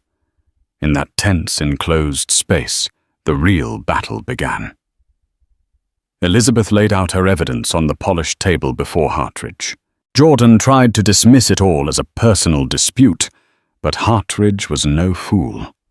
He could see the potential for scandal, especially if a partner was using company infrastructure for personal vendettas. Throughout this heated exchange, Ava attempted to deflect blame. She portrayed herself as a legal advisor, merely suggesting financial moves, disclaiming any wrongdoing. But Elizabeth's carefully compiled documents suggested otherwise. Emails, text messages, and proposed legal documents bore Ava's digital fingerprints. Hartridge's expression darkened. "Jordan, this is unacceptable. If these documents are authentic, you've put your personal entanglements ahead of corporate responsibility. I won't allow it under my leadership." Jordan's face went pale. He tried to protest, to label Elizabeth's claims as overblown, but Hartridge had already made up his mind. "Until this is sorted out, Jordan, I'm placing your proposals on hold. We can't move forward with any major financial changes if they're under this sort of ethical cloud." Elizabeth felt a surge of relief, a faint vindication. While she hadn't resolved the core issue of Jordan's betrayal, at least the board wasn't letting him run roughshod over her financial future. But Jordan, cornered and embarrassed, lashed out in desperation. "You can't shut me down like this," he snapped at Hartridge, voice tight with anger. "I'm the one who made that original deal with your conglomerate. You need my innovation." Hartridge stood up, bristling at Jordan's tone. "I'm the CEO, and you've just made me question your reliability and integrity. Watch yourself, Jordan." Ava stepped closer to Jordan, placing a hand on his arm to calm him, but he shrugged her off. "You'll regret this," he warned Hartridge, then turned to Elizabeth. "And you made a fool of me in front of everyone." Elizabeth clenched her fists, refusing to cower. "You did that to yourself," she said, voice trembling with both fear and resolve. Jordan stormed out, slamming the door behind him. Ava followed quickly, her heels clicking on the marble floor. Hartridge sighed, looking at Elizabeth, who was holding back tears. "Thank you for bringing this to my attention," Hartridge said. "I'm sorry about your personal struggles, but I have to protect the board's interests. If you need anything, contact my office. I'm not a family court judge, but I won't let Jordan drag the company down." With that, Elizabeth let out a shaky breath. She had achieved a small but crucial victory, yet she couldn't shake the nagging sense that Jordan, humiliated and cornered, was far from finished. She left the skyscraper, stepping out into the bright Dallas sun, uncertain, but determined. Little did she know this chapter was only the start of a far more explosive confrontation, one that would involve security teams, sudden betrayals, and a twist that would bring Jordan himself to his knees. Life outside the mansion was lonely, but Elizabeth was thankful for the reprieve from Ava's manipulations. She rented a small apartment near downtown Austin and used what funds she had left to secure her basic needs, while Michelle continued to press for a financial freeze on Jordan's assets. In the weeks following the tense board meeting, Jordan went surprisingly quiet. No more legal letters arrived. No more credit lines were sabotaged. He didn't attempt to contact Elizabeth, nor did Ava. Instead, it seemed as though they had retreated into some silent fortress, likely strategizing their next move. Elizabeth took advantage of the lull. She reconnected with old friends and mentors, explaining partially at least what she was going through. While many were shocked, they offered support in the form of references, moral encouragement, and occasional leads for a stable job or a business partnership. Despite the heartbreak, Elizabeth discovered a renewed sense of purpose. She wasn't just a passive bystander in Jordan's world. She had her own capabilities, her own strengths. Slowly, she started consulting for small tech firms, using her communications and PR background to help them craft compelling pitches. It wasn't a fortune, but it was honest work that reminded her she could stand on her own 2 feet. Then one evening, she received a phone call from an unknown number. A crisp, professional voice greeted her. "Hello, Elizabeth. This is Patricia Carlson. I'm an executive assistant at Tesla, working under Elon Musk's leadership team." Elizabeth's heart thudded. She had met Patricia briefly at a tech conference in Berlin 2 years ago, but they'd never exchanged more than pleasantries. "How can I help you?" Elizabeth asked, mind racing. Patricia hesitated. "I might have information relevant to your predicament with Jordan. Let's just say some of our legal divisions have been observing Ava Monroe for a while, and some red flags have come up." Red flags. Elizabeth's curiosity flared. "You're investigating her?" A slow exhale from the other end. "Our major concern is that she's potentially engaged in insider trading, or at least something that veers close to it. She's been known to manipulate powerful men to gain inside info on deals, especially around new technologies. We don't have direct evidence, but we do know that she's heavily involved in your husband's finances. We suspect she might be siphoning resources for her own agendas." Elizabeth's mind reeled. This was bigger than a domestic spat. Ava might be leveraging Jordan's resources and connections to stake her own claims in the tech world. That explained the sudden shifts in finances, the new trust accounts, and the lines of credit. Patricia continued. "We want to bring her down, but we need more information. You, Elizabeth, might be in a unique position to gather that." Elizabeth tapped her fingers on the kitchen counter. "Isn't that something your legal team handles?" A rueful laugh. "Yes, but we need Jordan's direct involvement. We suspect he's unwittingly giving her access to confidential materials through corporate crossovers or joint ventures. If you can help us prove it, we can kill two birds with one stone, protect Tesla's proprietary data, and help you gain leverage in your divorce. Elizabeth considered the offer. It was risky. If Ava was truly up to something illegal, Elizabeth could expose herself to potential backlash, but the lure of finally getting the upper hand was strong. "I'll do what I can," Elizabeth replied cautiously. "But how do I communicate with you about this?" Patricia gave her a secure email address and instructions on how to encrypt files. "And one more thing," Patricia said, before hanging up. "People like Ava are cunning. She'll anticipate your every move. Don't trust phone lines or any device that Jordan has access to. Be careful." Elizabeth thanked her and ended the call. Adrenaline coursing through her. For the next few days, she scoured her digital archives for anything that might hint at insider information. Jordan's old emails messages about collaborations with major tech companies like Tesla or Amazon, documents that Ava might have manipulated anything that showed a trail of questionable activity. She found a few suspicious threads, forwarded emails from Jordan's corporate account that were CC'd to Ava's personal address.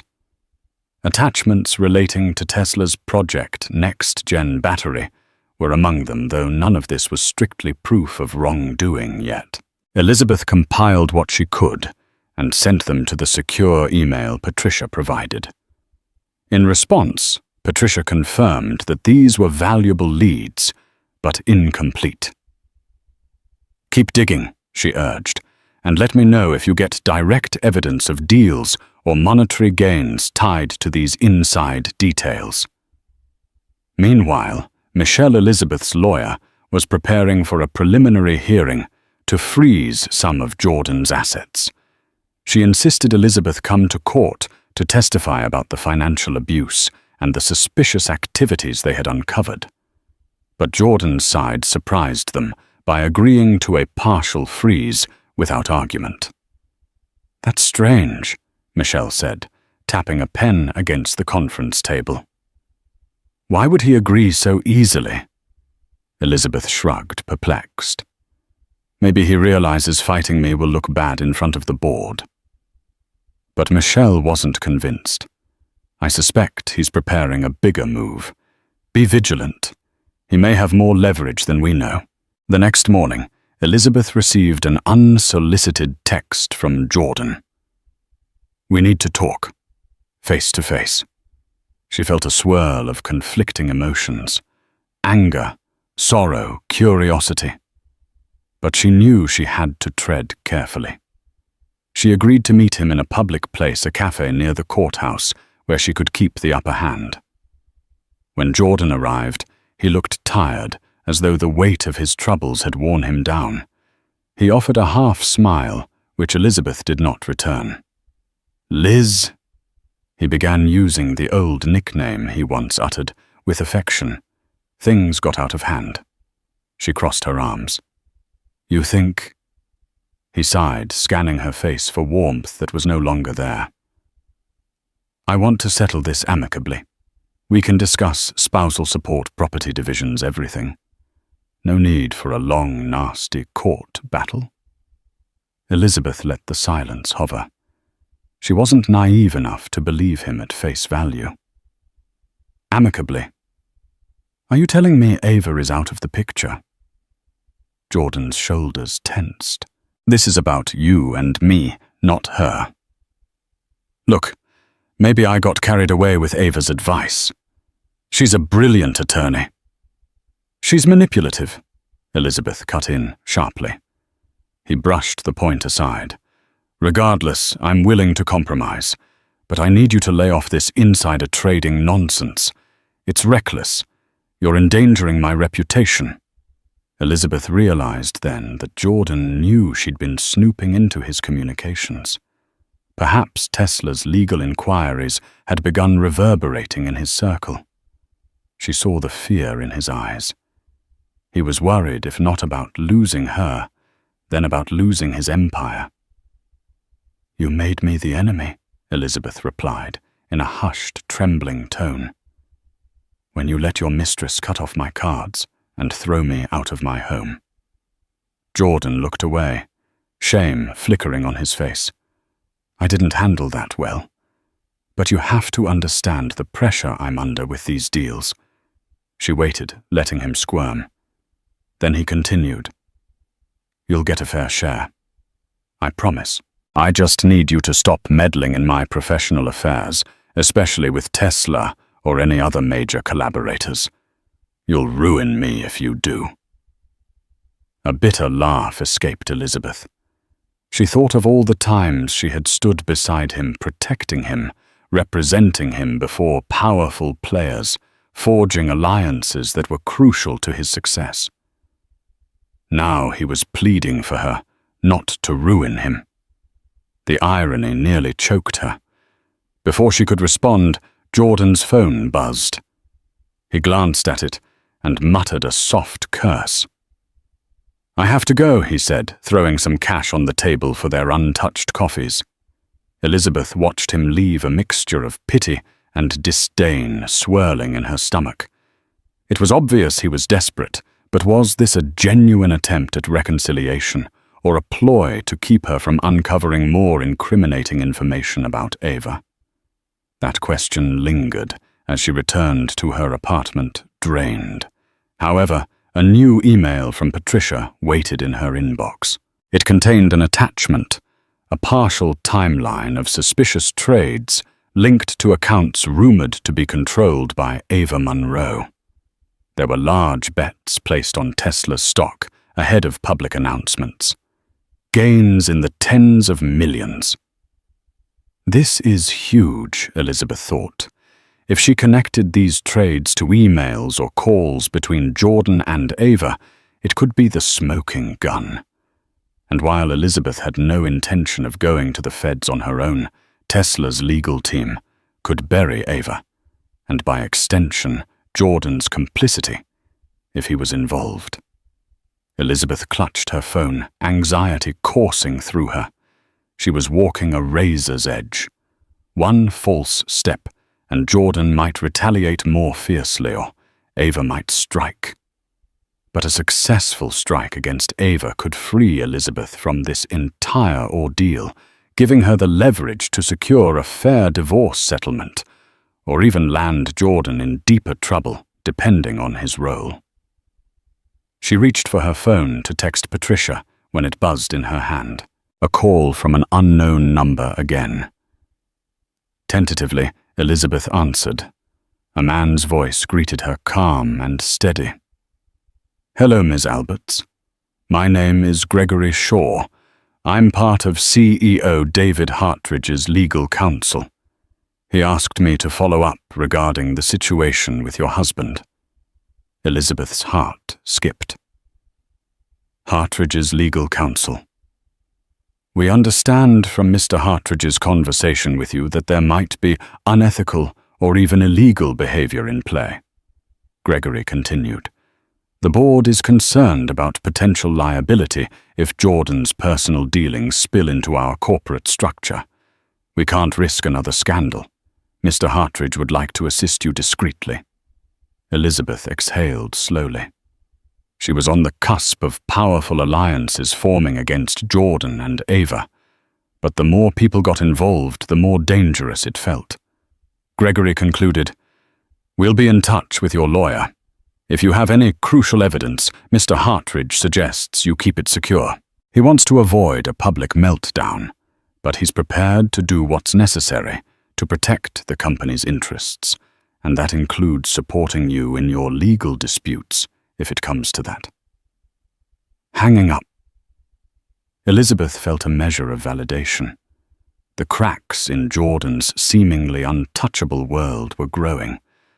Perhaps justice would prevail. Yet as she prepared to finalize the next round of documents for Michelle, a gnawing worry kept her awake at night. Cornered animals are the most dangerous, and Jordan, though once gentle and loving, had shown he could be ruthless when threatened. She braced herself for the storm that was surely coming. The next time Elizabeth saw Jordan in person, it wasn't by chance or a carefully arranged meeting. It was at the headquarters of Hartridge's conglomerate in Dallas. A sudden emergency board session had been called to address urgent corporate matters, and Elizabeth, having been notified by Gregory Shaw, arrived prepared. She walked into the reception area, her heart pounding with anticipation. Michelle Liu had insisted on accompanying her, but at the last minute she was called to handle a crucial filing. Elizabeth went alone, relying on the moral support from Gregory and the knowledge that Hartridge wanted the truth on record. Jordan was already inside the boardroom with Ava, who paced like a clad tiger. When Elizabeth entered, they both snapped their heads in her direction. Ava's glare could have sliced glass. Jordan's face was inscrutable, tense, angry, but also tinged with fear. Hartridge arrived moments later, trailed by a few board members and legal advisors.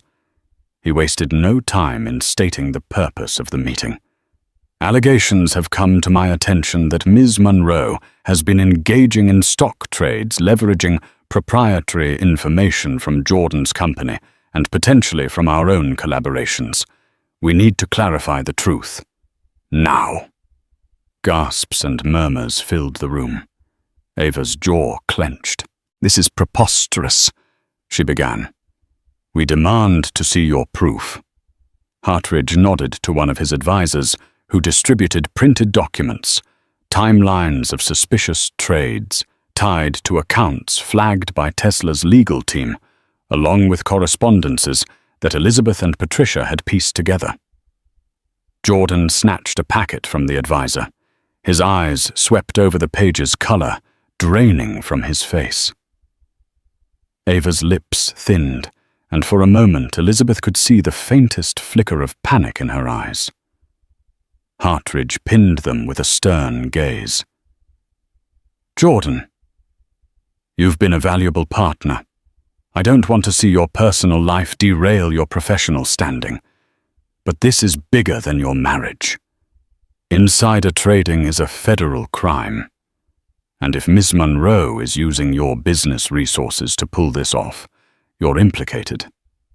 Ava recovered quickly. She placed a hand on Jordan's arm, her voice smooth. "This is a misunderstanding, David. Anyone can align stock trades with corporate announcements. It's called speculation." Elizabeth decided enough was enough. She stood. "Speculation is one thing, but forwarding private emails, entire business proposals, and preliminary press releases is not speculation. I've seen the messages. You're literally discussing the best times to execute trades based on announcements that hadn't been made public yet." Ava whirled on Elizabeth. "You have no legal standing to claim that. You're just a scorned wife trying to sabotage Jordan and me." Elizabeth's blood boiled. "We'll let the evidence speak.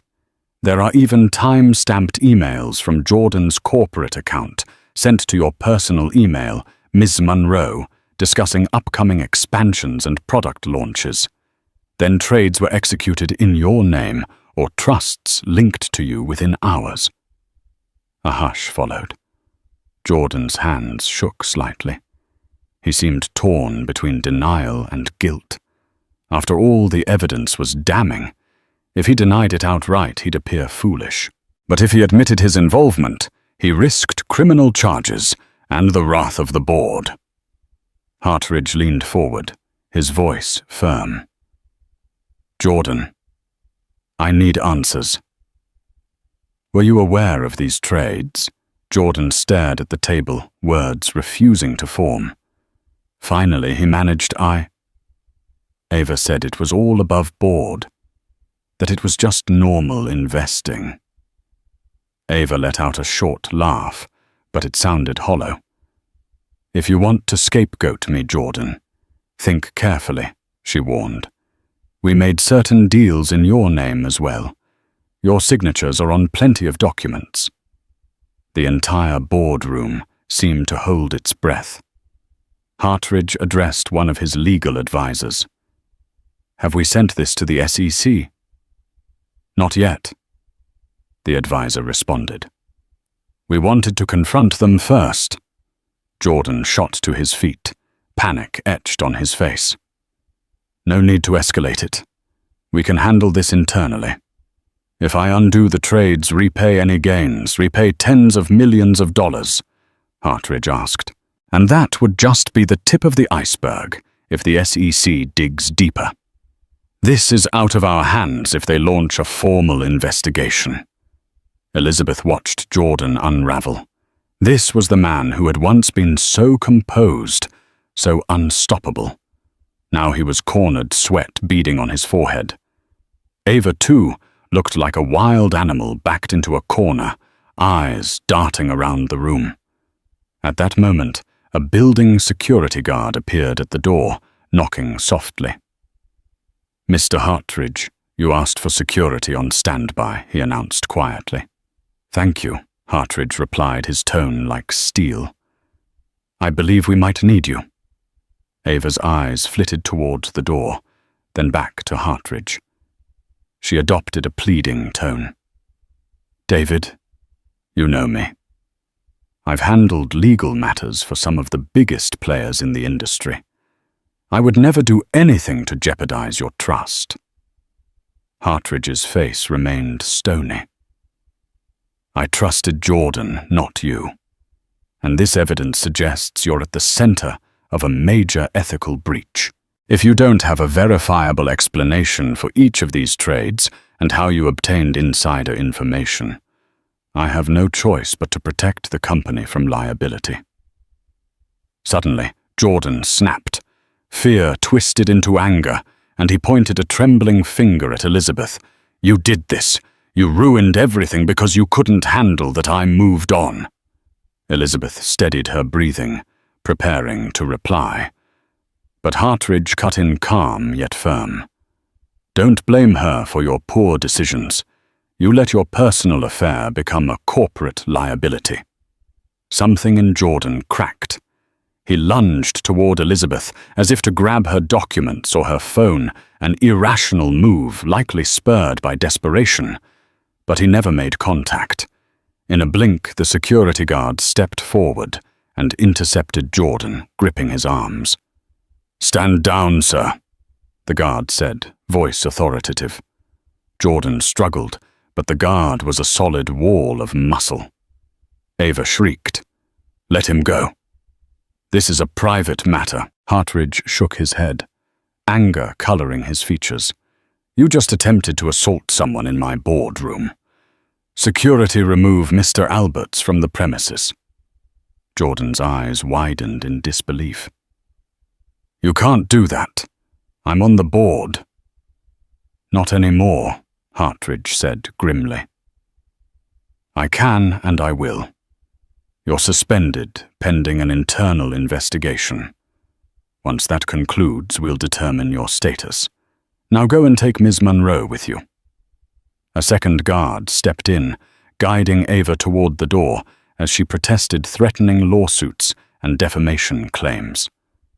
But her words rang hollow, overshadowed by the looming specter of an SEC investigation. Elizabeth stood off to the side, stunned by how quickly it had escalated from a tension-filled meeting to an outright meltdown. As Jordan and Ava were led out, Jordan craned his neck to shout at her. You'll pay for this, Elizabeth. Don't think you've won. But the threat carried little weight now.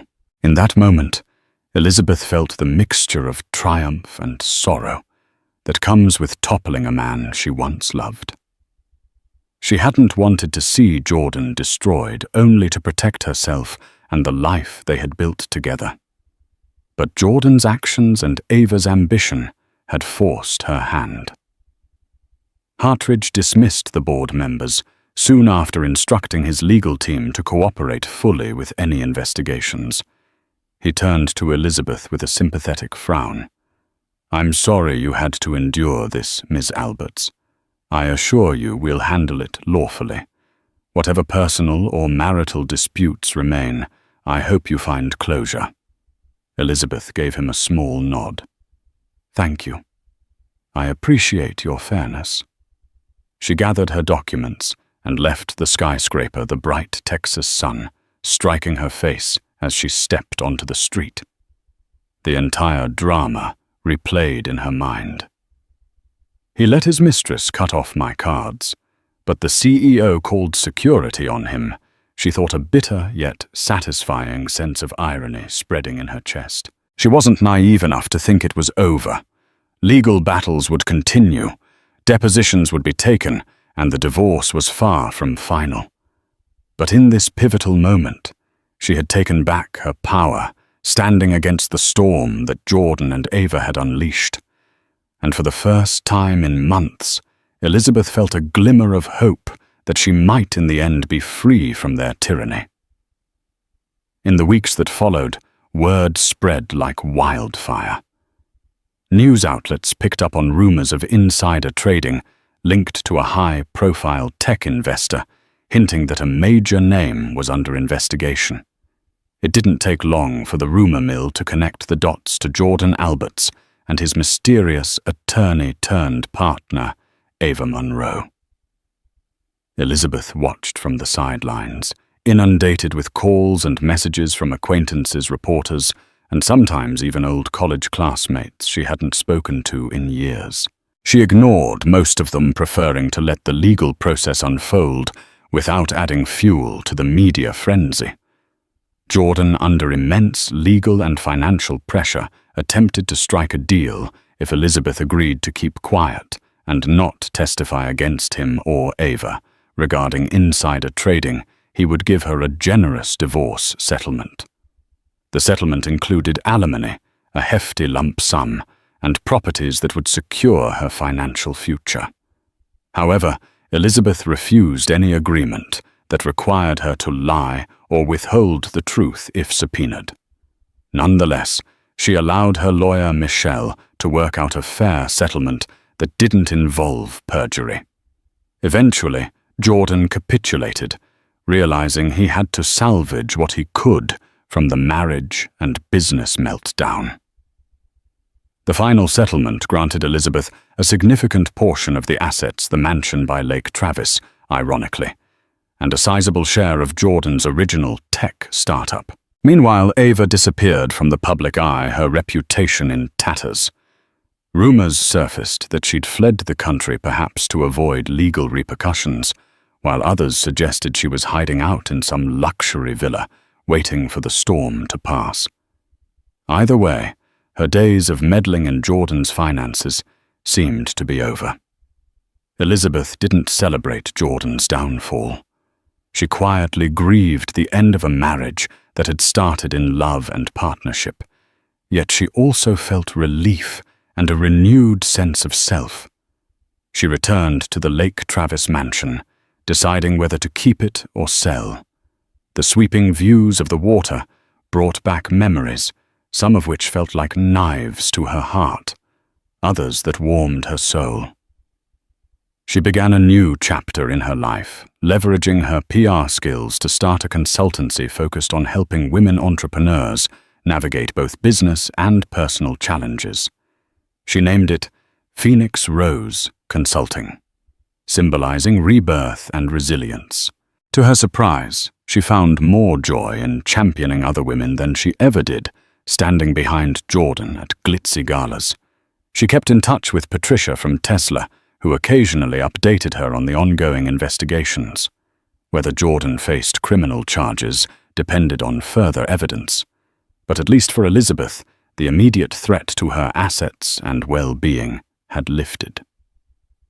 David Hartridge reached out, once inviting Elizabeth to a dinner with the board, presumably to mend fences. Elizabeth politely declined. She had no desire to relive the tension of board meetings or navigate corporate politics, where her personal life became public fodder. She was grateful for Hartridge's stance, but preferred to build her future away from the chaos. In moments of solitude, Elizabeth reflected on the entire ordeal. She'd once believed that love, loyalty, and shared ambition could conquer anything.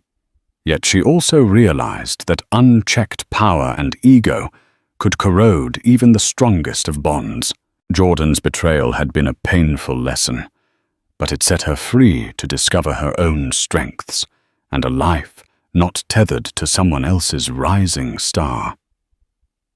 Yes, heartbreak lingered, and healing was an ongoing process. But Elizabeth found herself waking each day with a sense of purpose. She'd gather with female founders at local co-working spaces, host workshops on media relations, and offer moral support to those feeling overshadowed by bigger players. Each time she saw a spark of confidence ignite in another woman's eyes, she felt her own sense of wholeness return. In time, Elizabeth would finalize the divorce, sign the deeds, and officially start over. A sense of calm settled within her, like the slow, tranquil waves on Lake Travis at dawn. Her story, the humiliating card cancellations, the public meltdown, the mistress's meddling, would become a cautionary tale, one she shared sparingly, only when it might help others. Despite the scars, Elizabeth refused to let bitterness define her. She chose growth empathy, and a belief that with the right support, anyone can rise from the ashes more formidable than before. Just as Elizabeth thought she had reached stable ground, fate tossed her another curveball. A month after the settlement, Michelle called her urgently. "The feds want to depose you," she said. "They uncovered new evidence Jordan may be involved in deeper crimes, bribery, money laundering. Ava might have orchestrated a network." Elizabeth's stomach dropped. Jordan never mentioned anything like that. "They've found offshore transactions and documents with his signature," Michelle said grimly. 2 days later, Elizabeth sat in a stark federal office, flanked by Michelle and 2 serious agents. They questioned her about Jordan's finances, Ava's role, the card cancellations, and philanthropic events that may have masked backdoor deals. Elizabeth stuck to the facts. She neither speculated nor dramatized. One agent, impressed, said, "You've been very helpful, Ms. Alberts. This case is significant." She left emotionally drained but relieved. She hadn't been dragged down with Jordan, but the storm wasn't over. Whispers followed Jordan was hiding at a secluded ranch, dodging the press. Ava had vanished. More subpoenas were issued. An indictment loomed. Elizabeth stayed focused on her consultancy, channeling stress into helping other women navigate business pitfalls. Her story, once painful, became a symbol of warning and strength. Then came the headlines: Jordan Alberts indicted for insider trading, fraud, and obstruction. Ava was named but still missing. The scandal rocked the tech world. Elizabeth issued a single statement. "I'm saddened by Jordan's choices. I've cooperated fully with authorities and continue to rebuild my life." Eventually, Jordan pled guilty to a lesser charge, offering a tearful courtroom apology. Elizabeth watched from home, tears in her eyes, not from triumph, but quiet grief for the man she once loved. Still, she understood consequences had to follow actions. That night, beneath the soft moonlight over Lake Travis, Elizabeth allowed herself one last cry for the past that died and the hope still waiting ahead. Life has a way of testing our fortitude when we least expect it. Elizabeth Alberts began this journey as a devoted wife, only to see her world upended by betrayal and financial sabotage. Yet what she lost in illusions, she gained in unbreakable resilience. Standing up to powerful forces and calling out wrongdoing isn't easy, but it's sometimes the only way to protect your dignity and your future.